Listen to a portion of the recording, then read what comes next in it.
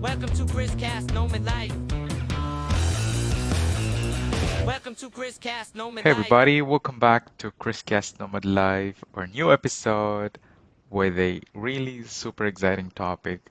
We're going to talk about a fascinating topic on life as an auxiliary teacher here in Spain. So in this episode, I'll be chatting with a special guest who is currently working as an auxiliary here in Spain, up north in Galicia, one of the most beautiful and unique regions. I haven't been there. I will someday at some point. Now, in this episode, we're going to explore what it is to live and work here, and from cultural perspective, the experiences and lifestyle, of course, what are the challenges of adapting to a new country, and of course, the ups and downs of working in Spain's educational system. So, whether you're thinking about teaching abroad as an auxiliary, or you're curious about the life in Spain, or you just love hearing real stories from real people, this episode is for you. So sit back, relax, and let's jump right into it. Welcome to Krizcast, Nomad Life. Welcome to Krizcast, Nomad Life.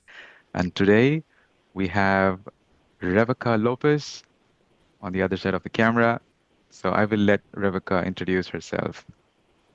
Well, hi, thank you for having me. I'm Rebecca. I'm originally from Texas, and now I'm living in A Coruña in Galicia. Beautiful. So, Rebecca, you are an auxiliary teacher or used to be an auxiliary teacher. Let us know Mm. what does auxiliary exactly mean and how did you end up here? Right. So the Auxiliar program, I did the one through the Spanish government, the language ambassadors program. And that's really if you come from a country that has English as its official language, or if you, I think they also have other language teachers as well, like French auxiliary teachers. And that allows you to work here part time as a student. Um, and yeah, we work with teachers and students coming up with activities. And you never really know what it's going to be like. It's very, very dependent on where you are and the school that you've been placed at. And Yeah, yeah, wow. yeah, Moving from Texas to Spain, I think the language couldn't be a big problem, but I think the culture shock would be a lot. yeah. I think in that regard, I think I was pretty lucky. Like part of the reason that I wanted to do this program was because I specifically wanted to live in a Spanish speaking country. My dad is from Mexico, so I grew up speaking Spanglish. And I played with the idea of like double majoring in at university with Spanish because I wanted just to improve my language skills. But then I realized that I didn't want to that would mean that I'd have to stay extra time in school. And I was like, no, I really just want to be Yeah. able to speak. And it was through a conversation with actually one of my Spanish professors at college that who told me about this program. Mm, So yeah, I decided to apply because I was like, okay, cool. And then ended up here. very interesting. So after you moved, I think you moved about 7 years ago. Yes. And how's your experience so far in Spain as an auxiliary, as an expat? How do you find Spain?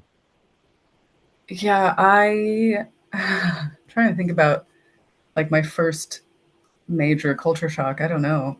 I was first placed in Valencia Wow. and I got there early February. And I remember I found like the cheapest room I could find in the center of Valencia, close to the metro stop where I needed to, Yeah. needed to take the metro to work. And I just remember all of my colleagues saying like, "Ooh, you're not going to sleep." And I was like, "What do you mean?" And then a few weeks later is when like Fallas started. And Wow. then I realized what they meant. Okay. So, yeah, I think in some ways, I think the partying was kind of like a culture shock in a way because nobody told me how Spanish people party. Like, Yeah. I was not prepared. Hmm. But yeah, Not Fallas is just also Spanish people. another. Yeah, there's a lot of other Also, yes, lot other true. countries. And Valencia is, as you said, it's not that cheap, but when you compare with Barcelona or Madrid, I think Yeah, it's quite affordable in terms of life. I have a lot of totally. friends in Valencia. There's a big bunch of expats living in Valencia. In fact, I think in 2024, Valencia was the number one city for expats. So Yeah, that's for a because reason. Yeah, I feel like I saw some article. I think I saw some article posted like Valencia was the most popular, like best place in Spain to live, yeah, and I think since then it just like exploded. yeah. I really loved my time there. I Hmm. haven't been there. I haven't lived there in several years now. Now I live in Galicia on the other side. But I really loved it. I didn't really want to leave, except for yeah, I like not having the hot weather in the summertime. You live in Yeah, Madrid, so you know. yeah. Yeah. But you miss paellas a lot. Not so much that. I think it's like such a good sized city. Because to me, I find, although I love Madrid and I love Barcelona, to me, I found them like too like overwhelming in a way. Mm, I think Barcelona more so because there's yeah, just so many people. I feel like so many people are shoved into this like small city, yeah, and Madrid is just like vast and never ending. yeah, And I felt like in Valencia, it was so easy to get around by bike because it's super flat. They have yeah, bike lanes everywhere. Also, there's still a lot of art and a lot of things happening yeah. that you might not have in a smaller city. But to me, it Nice, was just like nice. it was a perfectly sized city. Hmm. Beautiful. Yeah. Thanks, Rebecca. I have never been to the north of Spain so far. I am Mm. curious how's the weather, people, food in Galicia and those areas. Yeah, I mean, I feel like this area is famous for its food. Mm, Just definitely seafood, octopus. Asturias also has great food. To me, I feel like the northern Spain. I think it's becoming popular now, and I think partly because it's just getting so incredibly hot in other parts yeah, of Spain that people are now yeah, needing to come up here in the summertime to get a yeah. break. And I love it in the north. It's incredible. I think also back home in my Spanish classes in like high school or elementary school, it's like Spain, and then they only show you like Sevilla, Cordoba, flamenco, and then I get here and I'm like, oh, what? Fallas? What? All of these different languages? Nobody told me about that. And then seeing pictures of the north, I was like, I was also very surprised. I was like, I didn't know. I didn't know that that's what Spain looked like. And I think I come from part of the United States that's very flat, very dry, Mm, plains, no rain. So, and then my parents come from really beautiful, luscious places. So I always dreamed of living somewhere where it rained and there's like the ocean nearby and like mountains. And I feel like in Galicia, I have that nice balance of wow, everything. that is So, so true. yeah, yeah.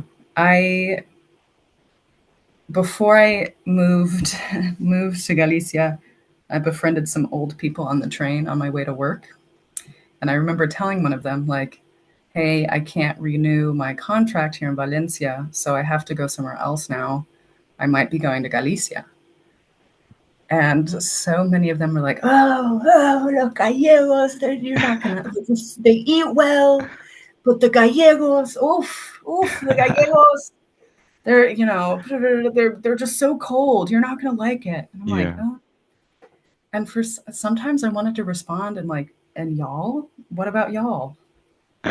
Because to me, I don't Hmm. know. Um, yeah, I feel like Valencianos also have a stereotype. Galicians also have a stereotype. But Hmm. I found my time here in Galicia, like every people are very friendly. You do have the la retranca. Have you heard of la retranca? No, new term. Oh, it's a type of humor that's specific to Gallegos, and it's Ah, basically just like very dry, kind of sarcastic. Like a dark humor. Yeah, yeah. So I think that because of that, like they kind of have a, una mala fama, but it's not. Of course, you will encounter that, but I feel Yeah. like most people, you're going to find welcoming, warm people wherever you go. Yeah, I think that's part of the Spanish culture. They're warm and welcoming. But as you Yes. said, yeah, each part has their own way of treating people. Yeah, it's a common myth, or I don't know if it's a myth, but people say that North is cold.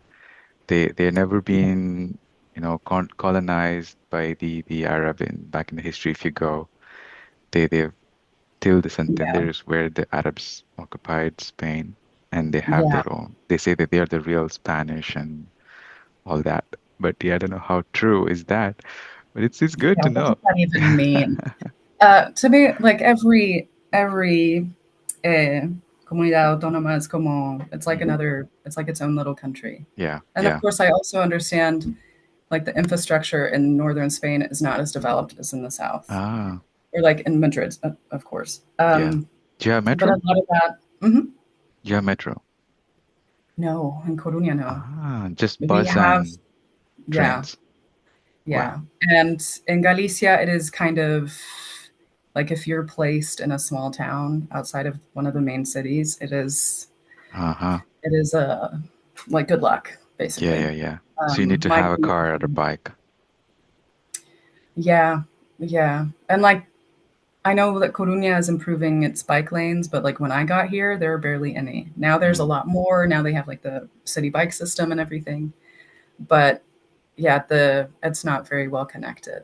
And I think Wow. a lot of that is because like this area is very isolated because of mountains, because of like weather. Yeah. They haven't been able to build the same train lines that they could in other parts of Spain.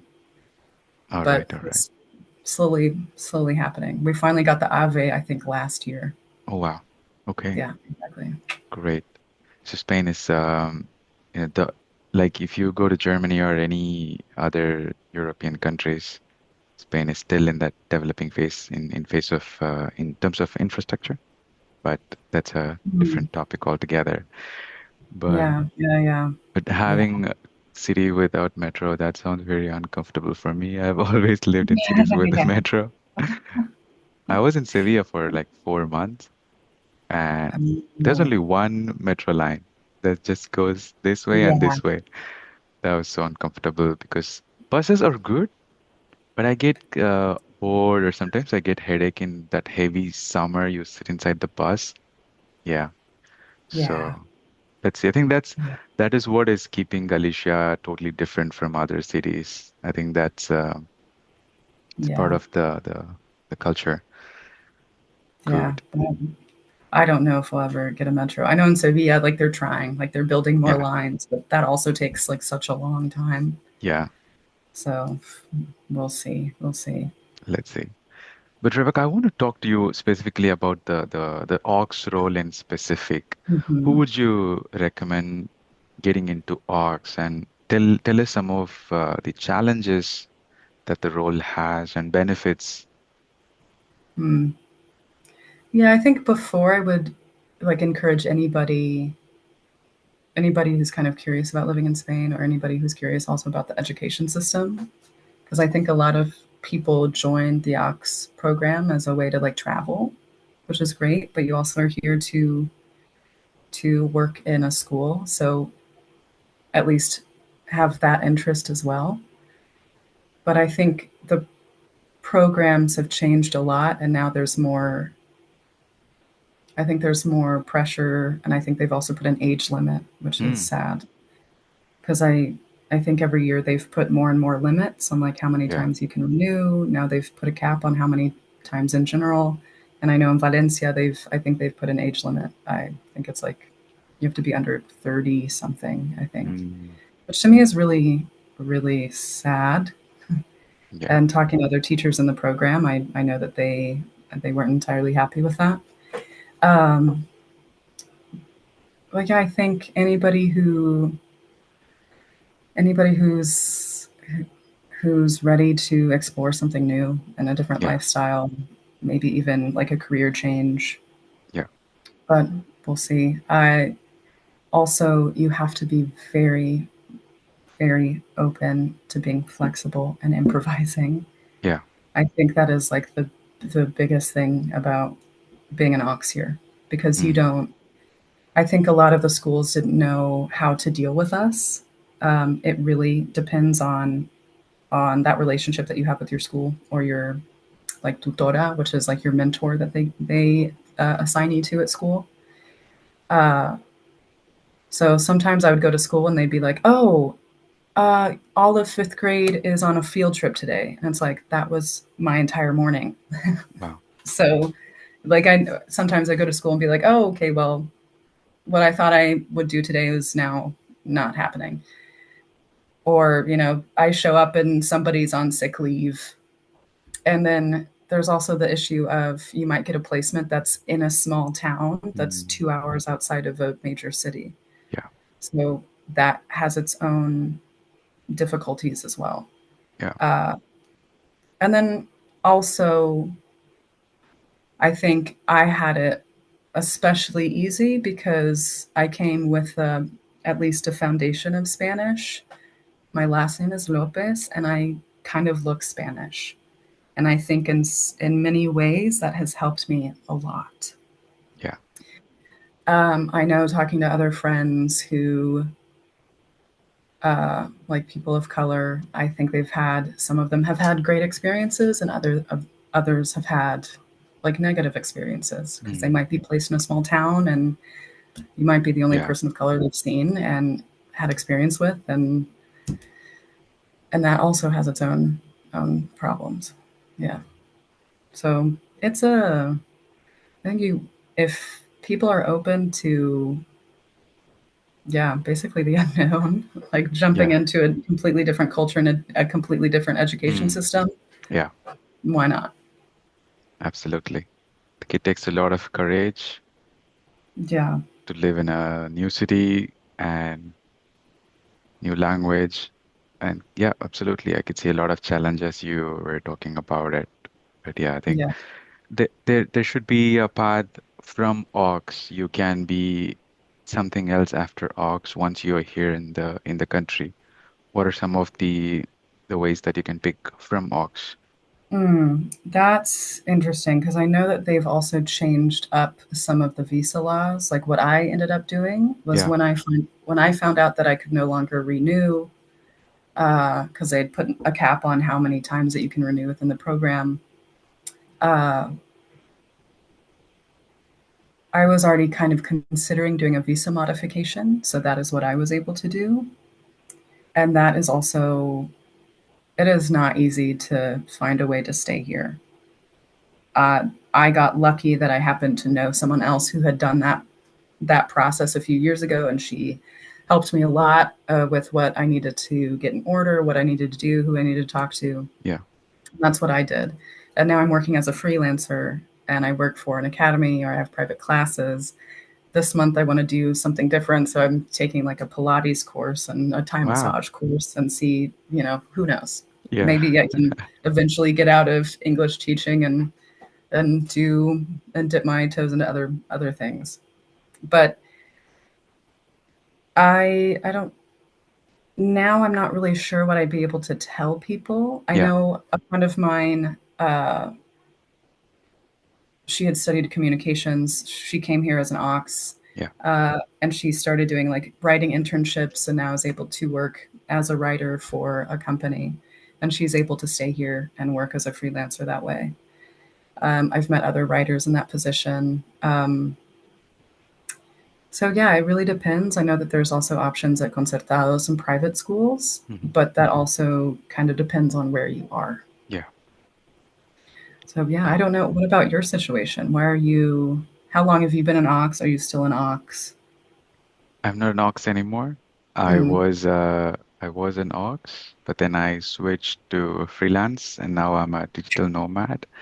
And with me, the situation is quite different because I have software engineering skills.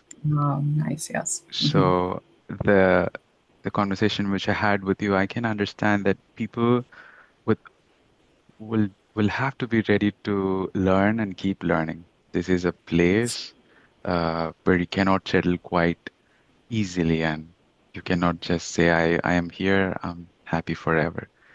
You have to be Yeah. ready to learn, be open, and keep improving your skill set every 1 year Yeah. or every 2 year. Like you said, you're now coping up with Pilates, which is like I would say big thumbs up because I see where I live, there's a big Pilates center, and there are Oh a lot my of old goodness. people, and they love it because I hope. Yeah. it's helpful. It's really helpful, Yeah. both mentally and physically. So people are ready Yeah. to invest. Yeah, yeah, yeah. We'll see. We'll see how it goes. Yes, Yeah. but I So can what understand. made you what Hmm. made you decide to stay? Okay, great question. For me, the lifestyle itself, very Mm. slow-paced lifestyle. Where I come Hmm. from is a country called India, Hmm. where lifestyle is super competitive, and even if you have achieved something, the society puts a pressure that you still need more. And I think that kind of differentiated Mm. from what I see here. As long as you're happy with what you have, you're happy.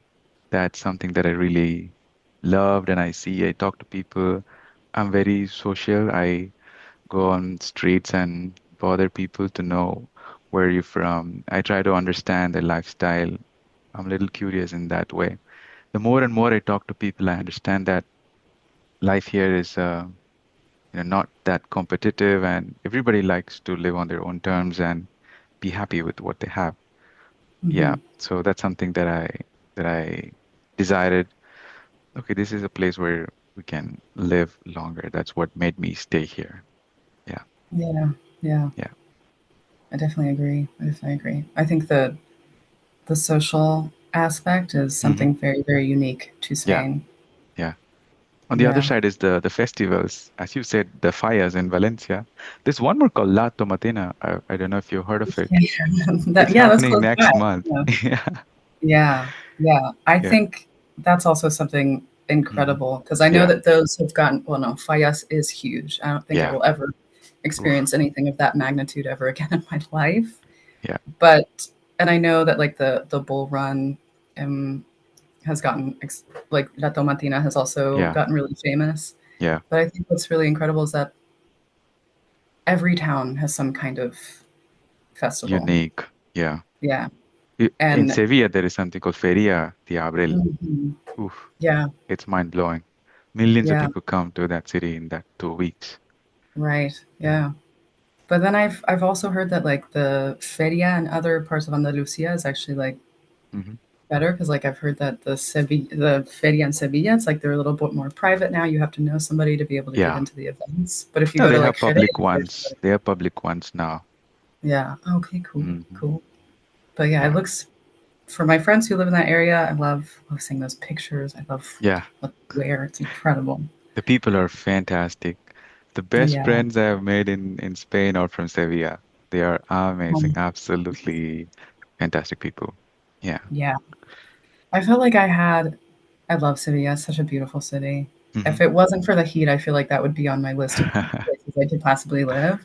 Yeah. But I remember having also some culture shock after being, so I spent the pandemic here Hmm. and I spent quarantine in Valencia. And then Okay. that summer, everything was opening up again. And then that fall, I had to move to Galicia.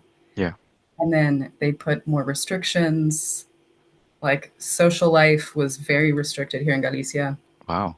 And I remembered once they allowed us to travel again, Yeah. me and a group of friends decided to go to Sevilla. Hmm. And I remember having this like kind of like culture shock experience. Not really, but like after Yeah. so much time, spending time with only small groups and then Mm. like out drinking Yeah. on in Sevilla, and then you're like there with like hundreds of people at Yeah. 2 o'clock in the morning, and everybody because it's Sevilla, everybody's like chatty and really like Yeah. extroverted, and I was like, Loud. oh my God, I'd forgotten what this was like. Wow. But yeah, incredible. Mhm. I do have to say, like, Gallegos are not as chatty Mm. and like they are in the South. I think sun has a very big part to Yeah, play. You know, the weather, definitely. yeah. If you're from a rainy area, you're just not going to be as social, but they're Hmm. still nice. Yeah. Geography plays a role. Absolutely. Yeah. Well, thank you so much, Rebecca. We had a fantastic chat. I could imagine the life of Aux as you were explaining, moving from a different country, trying to cope up with a new place. The challenges that you said about being an Aux, I think there's a competition in Aux area. There's a lot of competition. But I think if Mm. you are open to learn and like you said, you have to be very open to adapt yourself and accept, then you have a good future. Yeah. Yeah. Yeah. Yeah. I think it's a really great experience. And then there is a lot of area to grow if you're Hmm. open to it. Yeah. And a lot of it is also just down to luck if people are willing to take that risk. Yeah. But I think it was a very a very good experience, like in so many Fantastic. ways. Yeah. But yeah. Thank you. Thank It you was so great to meet much. you. Thank you. Thank you. With this, we come to the end of this session. I hope story of Rebecca inspires much more people all across the world, and let's see more and more people coming to Spain and enjoy the lifestyle and share this beautiful weather and food with all of us. Thank you so much. Yeah. Welcome to Krizcast, Nomad Life. Welcome to Krizcast, Nomad Life.